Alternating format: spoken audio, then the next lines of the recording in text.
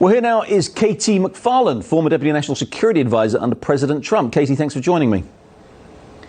So you heard, you may have heard there the generals defending the withdrawal, the way it was done, and saying that it wasn't, in particular, that it wasn't any kind of unconditional surrender with the Taliban. There was no negotiation with the Taliban. It was all done kind of unilaterally, if you like, by U.S. forces. What do you make of that? I was really horrified when I watched the generals yesterday and today. All they did, they're bobbing, they're weaving, they're spinning. None of it is ever their fault. Oh, everything was great. The weather, it's the fault of the weather. It's the fault of the Afghan military. It's the fault of the Afghan government. Oh, it's probably President Trump's fault, too. Look, this is a disaster. Everybody knows it's a disaster. And I find it just reprehensible that the senior military leaders in the United States aren't going to man up and own that. And in fact, at the end of the day, what did they do? They threw their own boss under the bus. They threw President Biden under the bus when they said, well, we gave him all the advice in person, in writing, and he didn't take our advice, and so that's why we have a big problem. I think shame on them. They're all far too woke. They're far too concerned about their PR image, and they're all going to head for the exits and take off their uniforms and go join Beltway bandits and become lobbyists for the defense industry.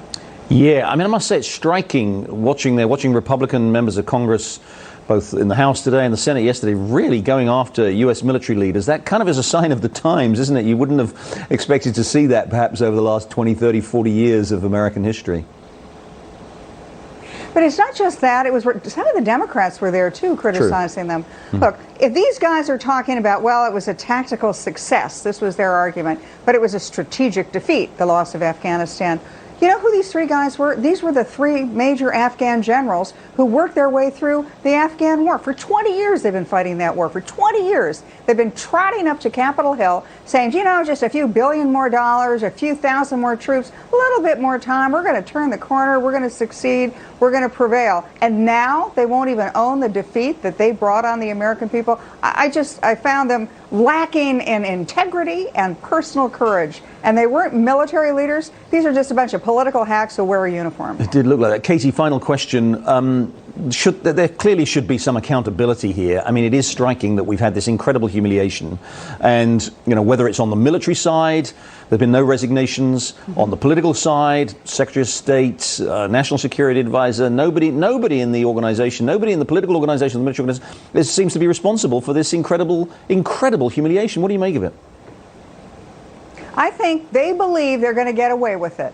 That now that the cameras are out of Afghanistan, the American population, we have a really short attention span. These guys just think they're going to get away with this shambolic disaster and nobody's really going to hold them accountable. So why should they admit defeat? They're just going to tough their way through this and move on to the next. And very briefly, Katie, just one more controversy again today about General Milley speaking to Bob Woodward, and maybe one of the other generals saying perhaps he didn't speak to Bob Woodward in quite the way that was described. You know, you've seen what Bob Woodward and Robert Costa reported in that book about the way General Milley spoke to the Chinese. What do you make of his behavior in those final months of the Trump administration? I think this was a guy who, as much as he kept saying, oh, I believe in civilian control of the military, there's a reason his nickname at the Pentagon, Jerry, is General Windsock. In other words, whichever way the wind blows, that's where he's going to be. He's a political general. He wanted to cut his ties with President Trump and make sure that incoming President Biden kept him on in the job. So what did he do? He talked to President Trump, and he talked to Bob Woodward, and he talked to President Biden. And who is he now? Oh, he's now a loyal Democrat. Katie McFarland, thank you. Direct and outspoken as ever. Thanks, Katie. Thanks, Jerry.